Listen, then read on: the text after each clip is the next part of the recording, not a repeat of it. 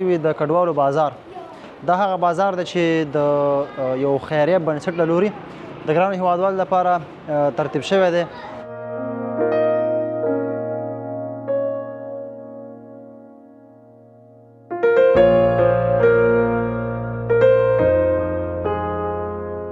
چې دغه نوي مهاجر راغلي زموږ ګران ملګري او دوستان دي عزیزان هم دي چې بل ځای خلي هغوی نه به ډېر راغلي چې نن راشه دغې نه یو څه شی واخله چې دغوی د ژوند کامیابي راشي او دوی ته دا احساس پیدا شي چې ولا انشاءالله افغانان دي موږ سره همکاري کوي.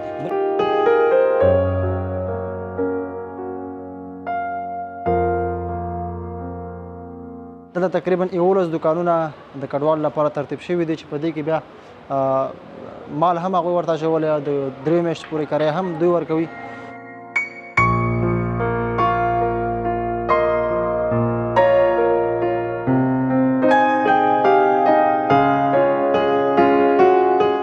ځکه چې مونږ خو راغلي کډوال یې مونږ چې کوم پیسې وي هغه ولګولې خرچې ختمې شولې پیسې ختمې شولې اوس دا مونږ خو وایو چې مطلب سمدستي مونږ ته کومک وشي چې لاسنیوی وشي سمدستي لاندې روان کړو.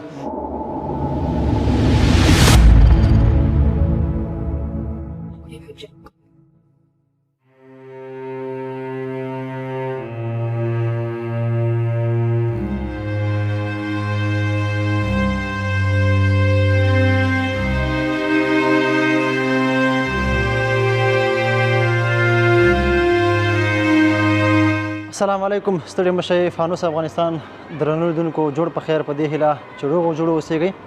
لیدونکو تاسو شاته دغه بورډ ګورئ چې په دې باندې لیکل شوي د کډوالو بازار دا هغه بازار دی چې د یو خیریه بنسټ له لوري د ګرانو هیوادوالو لپاره ترتیب شوی دی.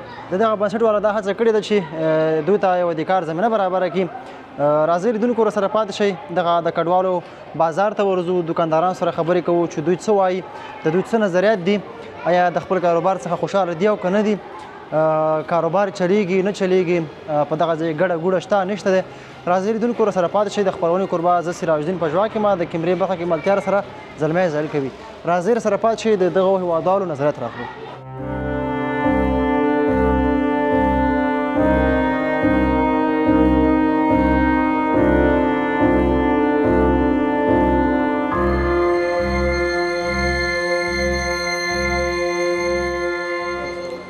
بیا هم ستړي مشئ لیدونکو دغه مشر دوکان کې ولاړ دی د کډوالو بازار کې دوکان دی نو د سره به هم خبرې کوو. السلام علیکم. وعلیکم السلام. مشره څنګه یې؟ الحمدلله خیر. ډېره مننه خوشحاله اوسېږئ. خیر اوسئ. نوم مبارک دی؟ زما نوم سلطان دی او ایم د خوازو کوم ځای څخه؟ د ګوشتې. ښه ډېر ښه. څومره وخت کېږي چې د هغې څخه راغلي یې؟ موږ راغلي تقریبا 9 میاشتې وشولې. اوس هم کورونه مال د تورخم کې دي که نه راغلي؟ نه کورونه ابل بیسولي کې دي. بیسولي کې دي. دغه کډوالو بازار چې نوی پرانیستل شوی دی ستاسو په خاطر باندې کاروبار مو څنګه دی؟ بس موږ لپاره پرانیست شوی چې بس بازار خو کاروبار نشته دی. نن هم څلورم ورځ ده چې اوسه پورې چا 10 روپۍ هم دی خرڅ کړی او بس د کور راوړو ته خورو او کاروبار نشته ځکه چې موږ خو دا نه داسې تاسو موږ نه مطلب چې موږ دې دوکان ته ناستې ځکه موږ ته وروسته کور کې دلته بچي دي ماشومان دي کرا غواړي بیل غواړي خرچه غواړي په دې دوکان ته چې موږ ناستې دا مشکله ده. خو کاکا جان دا دوکان خو نوي دي حتما یو څه وخت خو نیسي هر کاروبار چې ته نوی شروع کړې یو څو ورځې وخت نیسي حوصله غواړي نو خیر حوصله ورته وکړئ که نه؟ نو صحیح ده حوصله به وکړو زموږ وروسته څه نشته دی ځکه چې مونږ خو راغلي کډوال یې مونږ چې کوم پیسې وي هغه ولګولې خرچې ختمې شولې پیسې ختمې شولې اوس دا مونږ خو وایو چې مطلب سمدستي مونږ ته کومک وشي چې لاسنیوی وشي سمدستي لاندې روان کړو. د مونږ ته صحیح دوکان واچو شو مونږ خو دا خو داسې ټیم غواړي میاشت غواړي کال غواړي دا سمدستي دا خو نه پالېږي که نه پالېږي. خو نو تاسو څه غواړئ اخر ګوره هغه دومره وسه کېدای چې تاسو دوکان جوړ کړئ صحیح شو تاسو اوس پکې ناست یې صحیح ده که نه؟ دغه دوکان نو چلول غواړي مطلب ګاهک پیدا کول غواړي که نه څه فکر چې ګاهک هم هغو ته پیدا کړي؟ ګاهک نه پیدا کړي ځکه چې دا د چپ ته زیات دی ګوره یو دوکان جوړېږي او چوکې سره جوړ کړي روډ باندې دا د بازار سر دی دلته مشکل ده ګاهک راشي ځکه چې نن درېیمه ورځ چا تپوس نه دی کړی. تاسو چې دی هلته په تورخم کې چې کله هلته اوسېدئ تورخم کې تاسو ته پیسې درکول شوي؟ هلته پیسې صرف 14,000 روپۍ راکړل شوي دي. 14,000 افغانۍ د کور په سر باندې تقریبا مې 10 کسه فامیل وه 10 کسه ما صرف 14,000 روپۍ راکړي. تاسو کور اوس چېرته دی؟ زما کور ابل بیسولي کې. او کور دې په کرایه دی که نه کور دې خپل دی؟ د کور په کرایه د 3,000 روپۍ کرایه ورکوم. 3,000 روپۍ او د هغې کرایه ملنډه ورکړې میاشت کرایه پاتې ده. د کورنۍ نور غړي خو به دي بچیان ورونه هغوی څه کار کوي؟ هغې بس دغه ترې لګولې هغې کې مې د خیر تاوان شوی دا شرطاره مې لګولې دا مې لګولې په روټ هغې کې مې تاوان وکړو. تاوان هم پکې هغه تاوان ګټه ونه شوه. زه هم چې دا کله چې یو څوک یو ځای ته نوی راشي حتما نابلده هم وي هغه ځای د اصولو سره هم اشنایي نه لري. موږ به هم دا هڅه کوو چې لږ د فکر نه کار واخلو لږ زحمت وباسو. حتما که فکر او زحمت سره یو ځای کړو نو په یو ځای کې لار پیدا کېدلی شي. دا چې مهمه دا ده چې موږ او تاسو دپاره یو څوک نیت څنګه لري که نه چې د خلکو نیت زموږ او تاسو په وړاندې باندې څنګه دی. هغوی دا اراده وکړه دغه نیت و چې تاسو دپاره دوکانونه جوړ کړئ. نور بخت او تعلیق غواړي خو تاسو وایئ چې دا ضد څنګه دی او که څنګه خو زه خیر به هر حال سره الله پاک تاسو دغه دوکانونه وچلئ. کاکا جانه دغه دوکان کې بس تاسو په نظر څو روپۍ سودا چول شوي؟ بس دغه سودا ده نشه دا وګورئ تاسو په خپله چک کې دی کې تقریبا چې 10-15 روپۍ سودا پته نشته که زیات 50 روپۍ سودا دي. خو که دا 50,000 روپۍ سودا هم په داسې یو مناسب ځای کې وي چې روزانه سودا وشوي نو زه باوري یم چې هغه 50,000 سبا به 1,00,000 کېږي که نه. دا خبره مهمه ده. موږ لپاره خو دې ځای په کار چې موږ کډوای نه بلدی داسې یو مطلب د ښار کې ځای وي یا روډ په غاړه ځای وي مطلب زموږ سمسي لاندې روان وي ځکه دا مشکل ځکه زموږ سمسي موږ ته نشته ماښام لپاره څه نشته دی. موږ سمسي په کار او دا خو ټیم غواړي ځکه دوی څه وایي چې ستاسو دغه دوکان کې موږ 100 روپۍ مال اچولی دی. دی خو اوس موږ ته سندې ویلي څوک 1.5 لک دي څوک 1,80,000 څوک 1,60 وایي موږ ته سندې ویلي که نه. خو افغان کډوال زیات راځي دې پروسې له تاسو چا ورمعرفي کړی؟ موږ یې هلته تورخم کې نومونه لیکلي او موږ یې شمارې اخیستې شمارې بس موږ د ټلیفون وکړه راغلو. تقریبا ټول څو دوکانونه په دې ساحه کې د خلکو دپاره وقف شوي؟ دلته 11 دوکانونه دي. 11 فقط 11 دوکانونه دي او دغه بورډ نه دی خو 11 دوکانونه 11 دوکانونه ټول نیول شوي دي. ټول نیول شوي دي. څه جوړ شوي څه پاتې دي که څنګه؟ مطلب ټول جوړ شوي دي نو ټول کې سودا جوړ شوي دي هر سړی دا ټول پریشانه دي دا ټول ولاړ دي بس نشه سودا نه کېږي ځکه ټول غریبانان دي ماښام لپاره یو خبر رزق غواړي مطلب ماشومان ته سوي شي بس دا ټول پریشان ناس بس غریبان. ډېره مننه خوشحاله اوسئ الله پاک دې ستاسو دوکان وچلي الله پکې برکت واچوي د یو ښه کاروبار په هیله باندې موږ دا غواړو چې موږ ته کومک نور وشي ځکه چې سمدستي لین زموږ چې سمدستي لین روان شي. بالکل کاکا وایي چې موږ سره به داسې مرسته وشي چې هغه په اصطلاح چې بېګاله کور ته یو څه ویسو ځکه چې دوی د بل هېواد څخه کډوال شوي دي حتما د دوی اړتیا دا ده چې هغه لومړني ضرورتونه د کور پوره شي نو دا مهمه خبره ده. بله خبره دا چې موږ او تاسو که غواړو چا سره مرسته وکړو داسې مرسته باید د چا سره وکړو چې سبا خدای نخواسته هغه زموږ مرسته بیا داسې ونه اوسېږي چې بیا ورباندې موږ پښیمانه واوسېږو. که یو ښه لوکیشن ښه ځای انتخاب شي د کاروبار دپاره که 10,000 روپۍ سودا هم وي نو دا ډېر څه دي دا هم ماشاءالله ښه ځای دی ښه موقعیت دی خو وخت غواړي. راځئ سره پاتې شئ خپرونه دوام لري.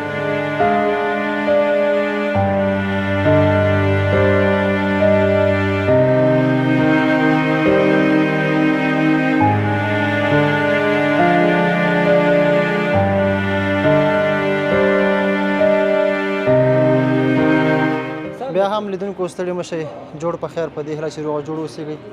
مشر سره ولاړ دی دا هم د دغه ځایي دوکاندار دی البته دوکان مې مخکې جوړ کړی وي د کډوالو بازار تر څنګ مطلب ګاونډي دوکاندار دی همدې مارکیټ کې.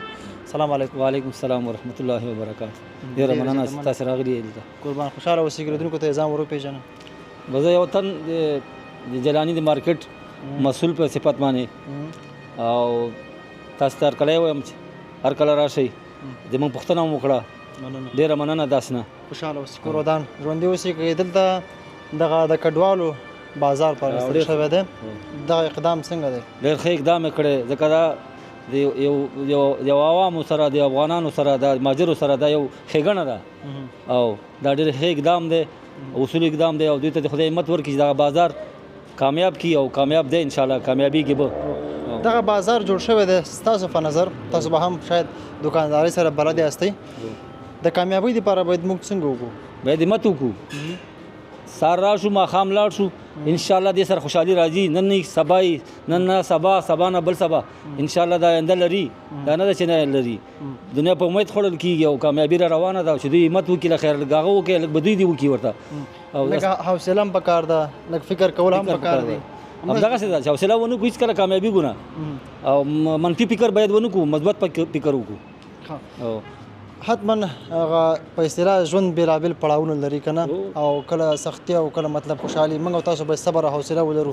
که چا سره یو 100 روپۍ مطلب مرسته وکړه په ځای دی چې موږ ورنه مننه وکړو باید پخې ونه وهو همداسې خبره ده که نه؟ کار نه ده دا خو ښه کار دی نه د یو مشر په حیث باندې دغسې کارونه تاسو څنګه ګړئ؟ موږ ډېر ښار ځو او ډېر ښېګڼه ده ځکه که دا موږ سره چا نه وی کړی موږ به چا سره په زور کار خو نه دی ښه کار یې کړی دی او هر کله دې دا کارونه وشي او دا د مخ په وړاندې لاړ شي کوشش دې وکړي چې لږ نور هم ورسره همت وکړي نو دوی به هم خوشحاله وي انشاءالله کاروبار به روان شي او خدای دې دوی ته همت ورکړي چې خپل کار مخ په وړاندې ووځي نور هیوادوالو ته څه وایي که فرض مثال هغوی دلته د سرکې ته راځي یو بل مارکیټ کې یو څه اخلي هغوی ته څه وایي چې راشي دا خواست دی چې دغه نوي مهاجر راغلي زموږ ګران ملګري او دوستان دي عزیزان هم دي چې بل ځای اخلي هغوی نه به دې ډېر اخیستي نن راشه دغوی نه یو څه شی واخله چې دغوی د ژوند کامیابي راشي او دوی ته دا احساس پیدا شي چې ولا انشاءالله افغانان دي موږ سره همکاري کوي بل ځای سودا نه کوي دلته راځي او دوی دې همت وکړي چې یو څه دې ورسره گذشت وکړي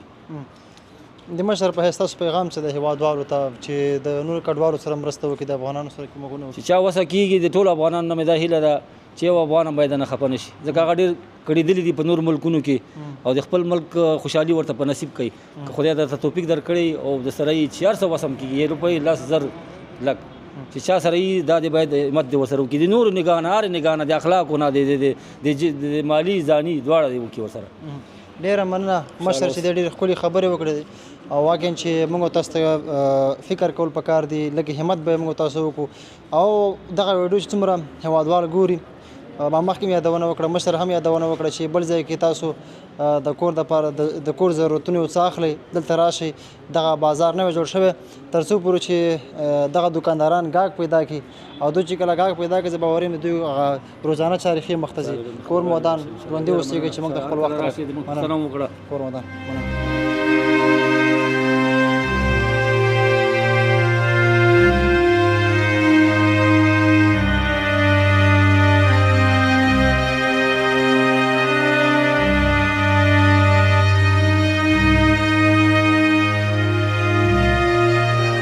بیا هم ستړي مشر لیدونکو جوړ په خیر په دې هیله روغه جوړه اوسېږئ دغه د کډوالو بازار چې تاسو ګورئ اوس دلته د ګوتو په شمار خلک لیدل کېږي په اصطلاح که څوک راځي ډېر کم راځي زموږ د خپرونې هدف او موخه څه وه دلته موږ ولې راغلو زموږ موخه دا وه چې یو ملګري په اصطلاح یو بنسټ دومره هڅه کړې چې دوی دپاره د کار زمینه برابره کړي زموږ مسؤلیت دا و چې دلته راشو دغه بازار تاسو ته وښیو سرکه کې دغه بازار دلته راشئ او د دغه دکاندارانو ورونو څخه سودا وکړئ تر څو پورې چې د دوی هغه ورځنۍ چارې د کور چې کومې دي هغه د همدغه لارې څخه روانې پوره شي نو په همدې اساس باندې که تاسو په سرکې په هر ساحه کې سودا اخلئ بل مارکیټ ته ځئ نو هڅه دا وکړئ چې لومړی دلته راشئ انشاءالله کوم اجناس چې دوی خرڅوي یو 15 روپۍ به تاسو ته ارزانه هم درکوي خو له بل پلوه به دکاندارانو ته هم خیر ورسېږي ځکه دوی تازه له پاکستان څخه کډوال شوي دي نو په همدې خاطر باندې دوی دلته اکثره بلد هم نه دي د کاروبار سره هم آشنا نه دي نو په همدې اساس باندې زه یم که تاسو دلته راشئ او د دغو دکاندارانو څخه سودا واخلئ د دوی هغه روزانه گزاره پرې روانه شي نو که زه مو غواړم او ته مو غواړې هر څوک راشي دا سیستم برابریږي نو لیدونکو خپرونه به پای ته ورسوو دلته موږ راغلو کډوالو بازار باندې تاسو ته خپرونه ریکارډ کړه دلته تقریبا 11 دکانونه د کډوالو لپاره ترتیب شوي دي چې په دې کې بیا مال هم هغوی ورته اچولی د 3 میاشتې پورې کرایه هم دوی ورکوي نو دغه ترتیب ورته برابر شوی دی الله دې وکړي چې وچلېږي نو لیدونکو خپرونه پای ته رسېږي تر بیا پورې زه سراج الدین پژواک او د کیمرې برخه کې سره زلمی زل ملتیا کوي ښې چارې ښه وخت د الله په امان